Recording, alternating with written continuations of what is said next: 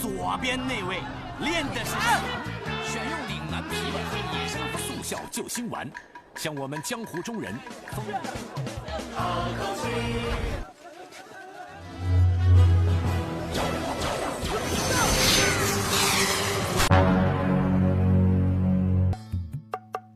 Halo barudak, gimana kabarnya? Balik lagi sama si Obet, makhluk terganteng di muka bumi. Kali ini saya akan menceritakan alur cerita yang mengisahkan seorang pemuda yang mengenalkan hidupnya dari judi online. Salah, anjing.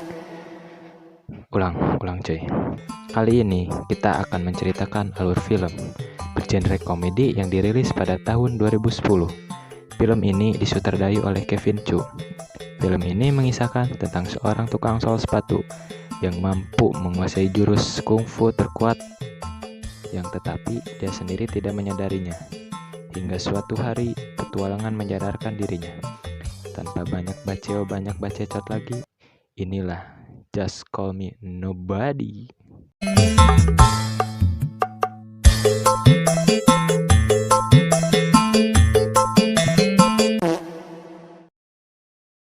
都有无数的传奇。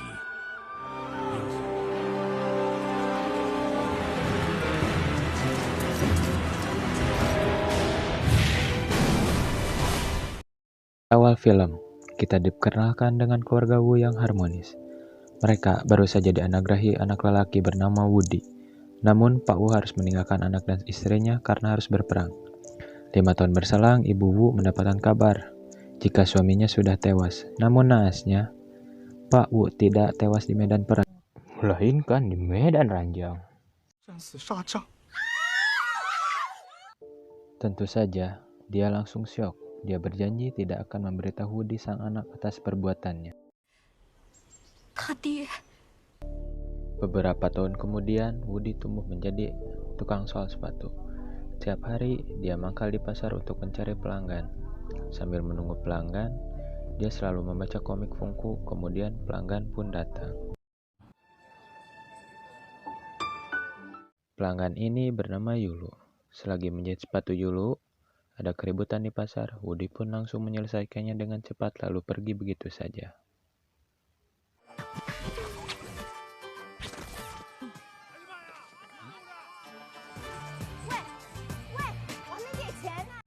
Tapi ternyata itu bukan keributan, melainkan clickbait dari klinik herbal yang mempromosikan obat barusuh.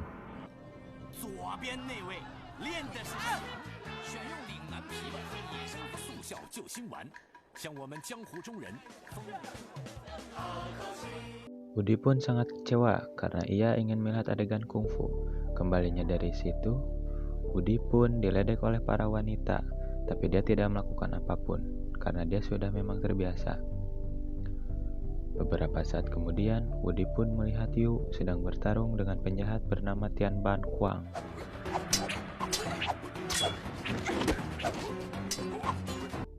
Ternyata Yu sangat mahir menggunakan pedang. Namun tiba-tiba kakinya terkilir dan Yu pun jatuh. Saat Tian Ban ingin menebas Yu, Woody pun melemparkan sepatu kepadanya.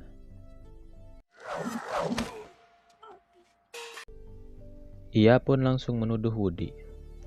Namun, Woody menyangkalnya. Yang mengejutkan, Woody menendang muka penjahat tersebut.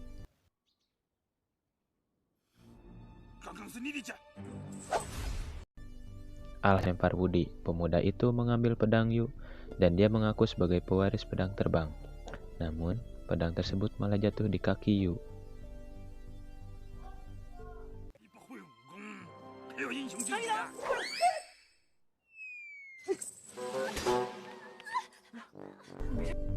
Sudah tidak tahan melihat tingkah Woody, penjahat itu berniat menghabisi 2 orang yang ada di depannya.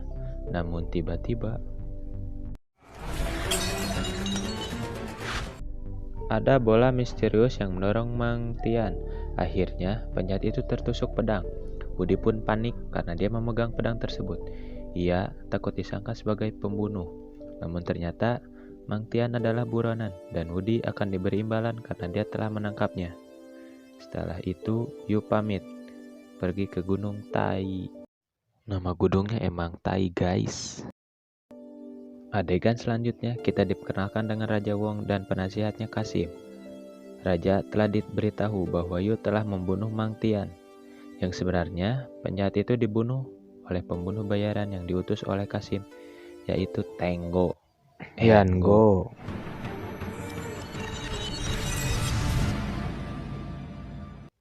Kemudian kita diberitahu bahwa Yu adalah putri kerajaan. Dia akan dijodohkan oleh raja, namun dia kabur setelah membakar istana.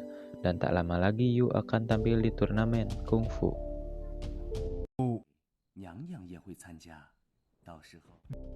Di sisi lain ada jenderal yang patah hati bernama Jenderal Li. Dan tidak disangka ia adalah ayah dari Wudi yang sengaja memasukkan kematiannya. Berbeda dari ayahnya, Wudi sedang berbunga-bunga karena menyukai Wu. Dan dia berharap bisa pergi ke Gunung Tai bersama Yu. Beberapa saat kemudian, ibunya pun datang dengan marah-marah. Dia diberitahu bahwa Wudi telah membunuh Mang Tian. Padahal, sang ibu melarang Wudi mempelajari kungfu. Dan seperti ibu-ibu yang lain, Wudi pun dikerem di dalam gudang oleh ibunya.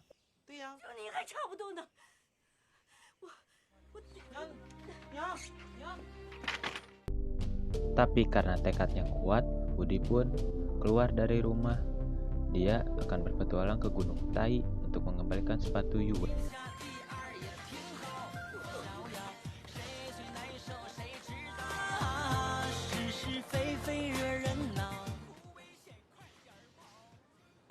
Untuk menuju Gunung Tai, Wudi harus melalui jalur laut. Namun sialnya kapal Wudi ditumpangi oleh para pembajak laut. Perompak itu bernama Huang dan Jing. Mereka mengancam orang-orang dengan bom yang mematikan. Kutipala langsung menyembunyikan sepatu Yu. Sayangnya Wudi tetap dipalak oleh para perompak.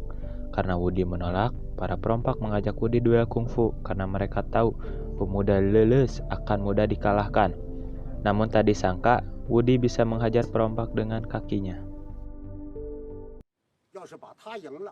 这船上的人驷马难追，这是剑不？注意，这是注意什么？不是，别跟我打！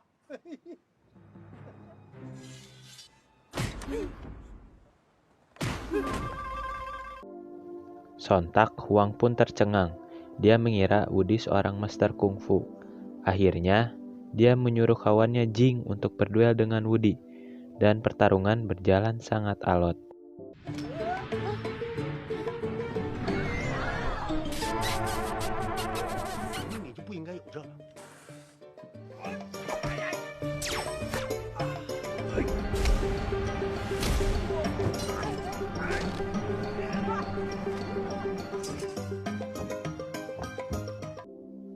Selagi bertarung, ada bah-bah tua yang membantu Wudi. Melihat anak buahnya kabur, Huang memutuskan melawannya sendiri.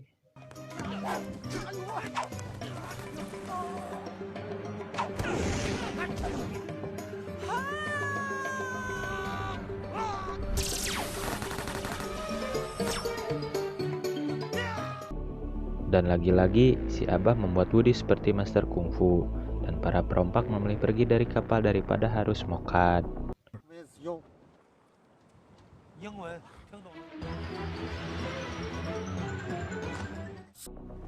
Setelah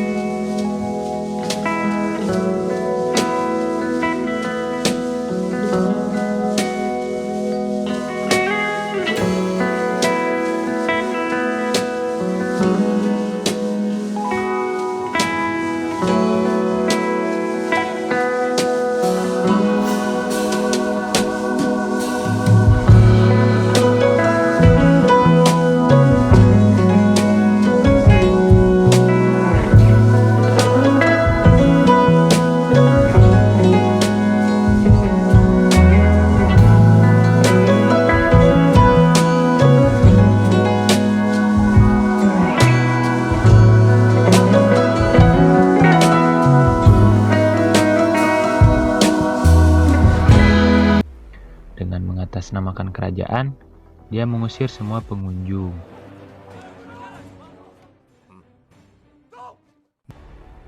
Malam harinya, Yu pun datang dan memesan kamar VIP. Sementara itu, manajer penginapan yang biasa dipanggil Madam diminta menyediakan oleh Yango. Yang ternyata Madam adalah temannya Lingling yang ingin membalaskan dendam kepada Yango.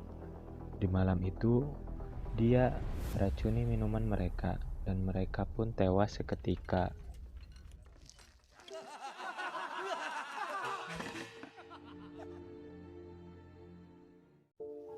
Beberapa jam kemudian, Woody pun sampai di motel tersebut dan bertemu Yue dan langsung mengalihkan sepatunya. Yu mengatakan dia akan mengikuti turnamen kungfu. Di sisi lain, Madam dan Lingling sedang memperhatikan gerak-gerak Woody.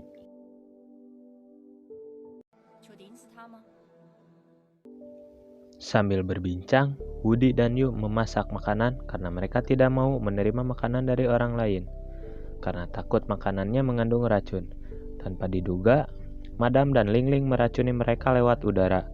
Woody dan Yu terbangun dengan posisi diikat. Madam tidak membiarkan mereka mati dengan mudah.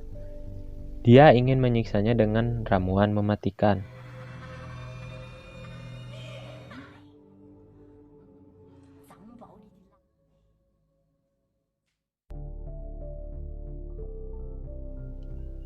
Anehnya, Madam pun terheran-heran karena sebelumnya dia tidak pernah gagal meracuni orang-orang. Akhirnya dia memutuskan menyiksanya dengan pisau. Tapi Yu malah mengasih tips joget abang plak.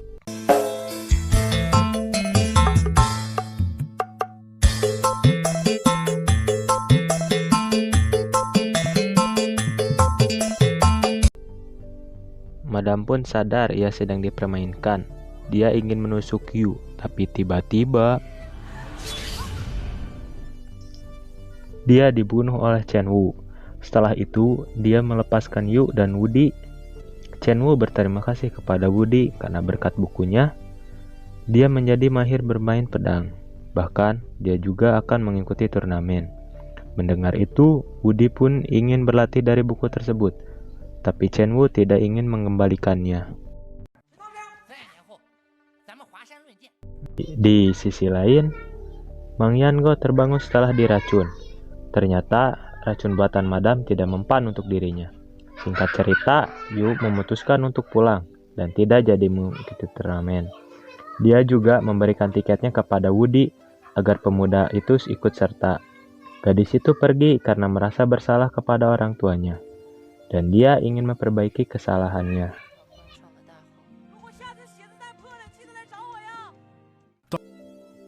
Tapi tak lama setelah kepergian Yu, Woody kembali melihatnya di pasar. Dia mengajaknya ke tempat yang sepi. Di sini, gadis itu tiba-tiba membuka topengnya, dan ternyata dia bukanlah Yu, melainkan si Lingling. Lalu inilah yang terjadi. Kemudian, Mang Yango melakukan hal ini sama pada Lingling. Namun, setelah itu, Woody terbangun kembali. Ternyata lehernya kuat dan lentur untuk dipatahkan. Mang Yango pun mengurung Woody di penjara, tapi tak disangka dia bertemu lagi dengan Huang dan Jing. Alhasil, Woody pun diperlakukan seperti raja.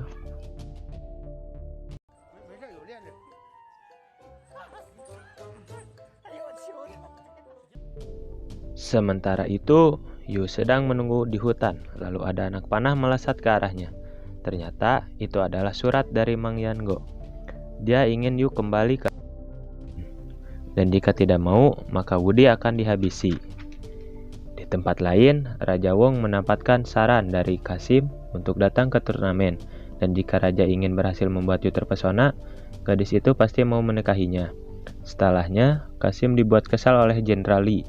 Ia ingin keluar dari istana. Diketahui ayah Woody diminta untuk menggantikan Jenderal Li yang telah meninggal. Dia terpaksa menerimanya karena prajurit butuh pemimpin, dan saat ini identitasnya pun berubah, dan kini anaknya ada di tangan Yango atas perintah dari Kasim.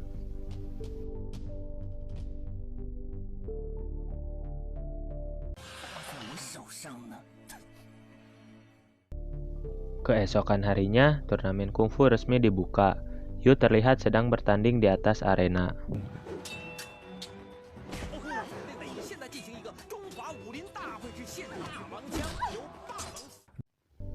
Di pertandingan ini, Mang Yan membantu Yu agar bisa memenangkan pertandingan. Tentu saja ia melakukan itu atas perintah Qasim. Sementara itu, Wudi dan tahanan lain berhasil kabur dari penjara. Qasim pun memerintahkan para prajurit untuk menangkap Wudi. Kembali lagi ke arena kungfu. Kali ini Yu berhadapan dengan pendekar Dongfang.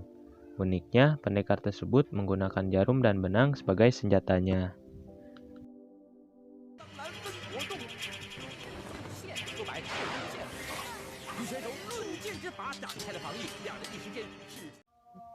Namun tak sangka, ia pun memiliki tenaga dalam yang cukup kuat. Melihat itu, Mang Yango tidak tinggal diam. Dia mengeluarkan semua tenaganya untuk mengalahkan Dongfang.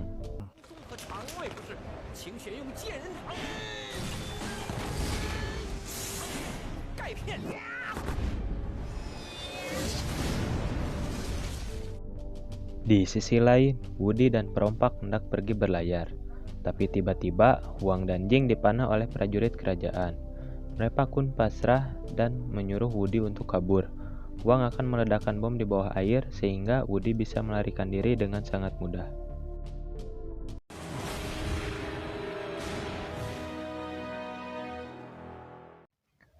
Sementara itu, Yu memenangkan turnamen kungfu setelah Yango menyerah di babak final. Alhasil, Yu pun menerima hadiah dari sang raja. Namun saat hendak menerima hadiah, ia dirasuki setan bobogaan Mang Yan. Yu pun tiba-tiba menyerang raja.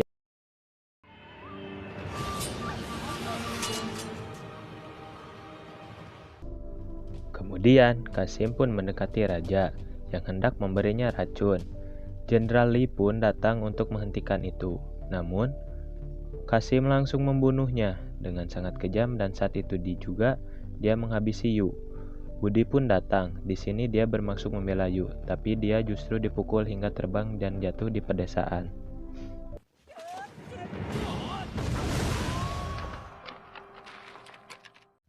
Terlihat Qasim pun puas bisa duduk di singgasananya raja. Akan tetapi, dia dibikin pusing oleh kehadiran Wudi. Kali ini kekuatan Wudi telah kembali. Semua itu bisa terjadi karena pukulan Qasim membuat tenaga dalamnya Wudi menyebar ke seluruh tubuh. Alhasil, Wudi pun menjadi kuat. Bahkan, Mang Yango bisa dikalahkan dengan sangat mudah.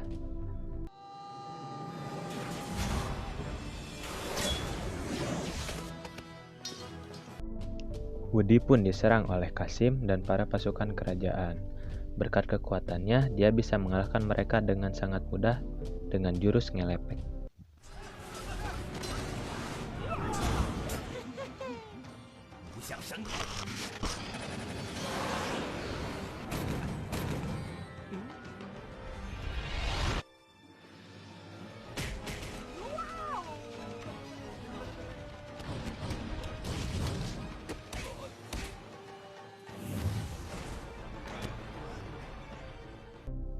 Dengan keadaan terdesak, Qasim pun mengeluarkan jurus terakhirnya.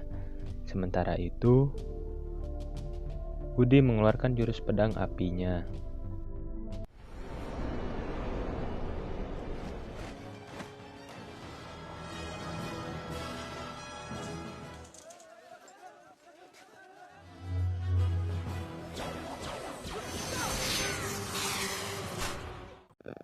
Wudi pun berhasil mengalahkan Qasim hanya dengan satu pedang dengan mudah.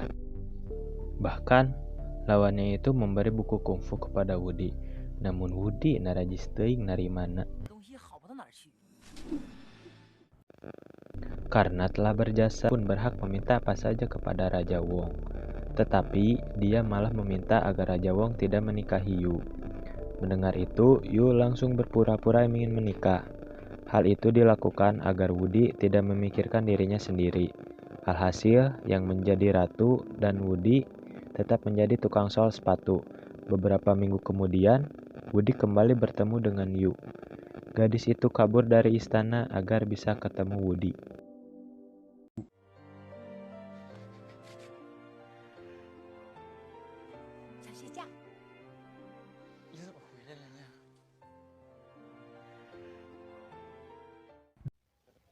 Dan ternyata Yu tidak kabur dari istana. Dia tidak jadi menikah dengan raja. Dan dia lebih memilih hidup dengan budi. Sang raja pun pasrah dan melepas Yu. Lalu film pun rengse sesuai yang kita harapkan. Itulah tadi alur cerita film dari Just Call Me Nobody. Semoga barudak-barudak sadayana terhibur. Atur nuhun. Well.